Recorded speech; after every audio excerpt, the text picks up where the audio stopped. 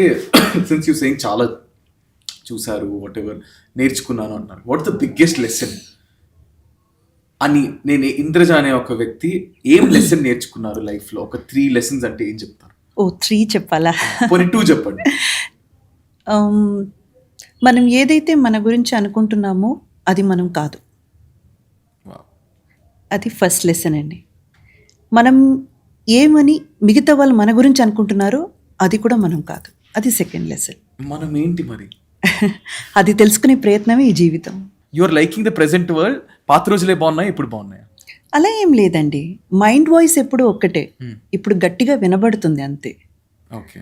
So అప్పట్లో ఇప్పుడు బయట చెప్పుకోలేని లేదా అరే ఇలా ఉంటే బాగుంటుంది కదా అని, అది మెన్ అయినా సరే విమెన్ అయినా సరే చాలా విషయాలు వాళ్ళకి లైఫ్లో వాళ్ళ ఎక్స్పీరియన్స్ చేయలేని కొన్ని విషయాలు ఉంటాయి. పెద్దవాళ్ళు చెప్పారు మనం ఇలాగే నడుచుకోవాలి, ఇలా ఉండాలి, ఇలా చెయ్యాలి అని ఆ కట్టుబాట్లు ఇవన్నీ కొంచెం మన మీద ప్రెషర్ ఉంటుంది కదా.